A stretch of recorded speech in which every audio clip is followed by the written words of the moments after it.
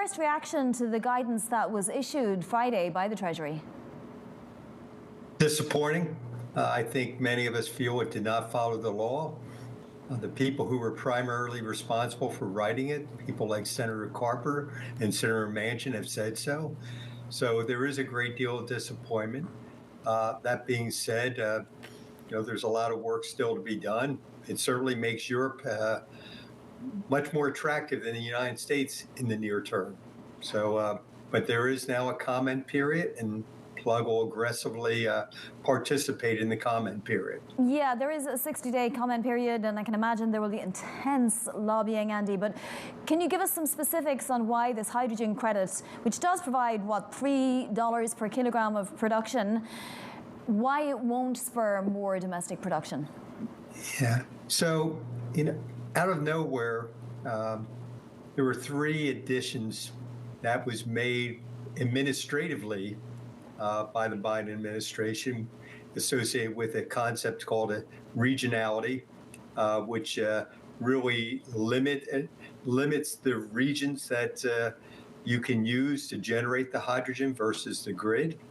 I think the one that really has people the most excited is additionality, which limits the use of nuclear power with electrolyzers to create green hydrogen, as well as hydropower. Certainly puts many of the hydrogen hubs at risk, as well as time matching, something Europe realized you could not implement until after 2030. They worked on this issue for a long time, and the regulations that stand today states 2028. And let me go a little bit more positive. We think from a Plug perspective, we can work around the regionality issues. May not be great for the whole hydrogen industry, but it is something we can work around.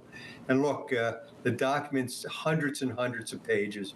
And what we found so far, there is many, many contradictions. And there'll be an aggressive effort by ourselves and others in the industry to help straighten the regulations out. And also another positive, I can say I've talked to many senators who've told me that it will get easier, not harder. So we do expect the regulations to loosen up. As you fight some of these regulations, as you fight some of these new rules, what are you most looking for, and how much do you expect the Biden administration to actually meet in the middle? I think the Biden administration is hearing lots from political appointees, a lot from the hydrogen hubs. There were 7 hydrogen hubs which were announced in November, which would put at risk. I'm hopeful that the voices of leading senators, the voices of leading governors will have, as well as companies, will have influence in modifying the rules to be aligned, quite honestly, with the legislation. Andy, it's worth asking also, these new rules, what is the economic impact in your estimation? We spent a lot of time, probably spent millions of dollars working with consultants, understanding the regulations and the impact. And our initial take from our models is that it reduces the hydrogen output in the United States by 2030 by 70%. And the U.S. will not be able to achieve its green hydrogen goals, which includes, reaching 30 gigawatts per day by 2030. We think that number is now in the 6 or 7 gigawatts range. And that's why I think we're confident there will be changes once there is a comment period for the regulations. Andy, what do you say to those that say, look, hydrogen might be clean on its own, but when it's used in conjunction with natural gas or some other kind of fossil fuel, it's a dirty source of energy? Well, first I would take a look. I also could say electric vehicles are a dirty source of energy, for sure, since many of them run on coal. But I think it is a journey. Plug is involved with green hydrogen, which means you have to have a renewable source online to provide the generation. And I think when we look at it, you're never able to scale the industry to where you need to go unless you provide a playing field that's open during the next 5 or 6 years.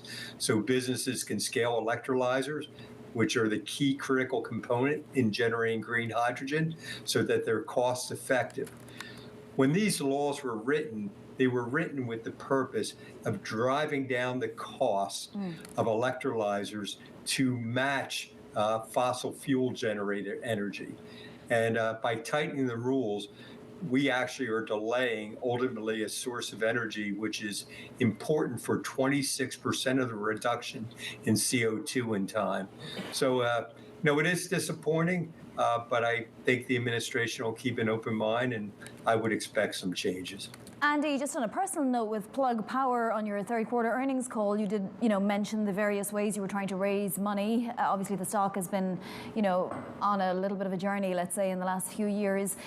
Can you give us an update on your conversations with the Department of Energy? Sure. We're moving it. We expect in the first quarter we'll be making an announcement.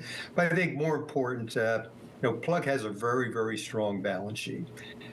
We have a balance sheet that's close to $5 billion. We have great customers, and this has been a very tough year. But it's my experience when you take a look. Does anyone really believe fossil fuels is the answer for the future? And Plug is the leading pure play hydrogen company in the world. So I feel confident about the coming year.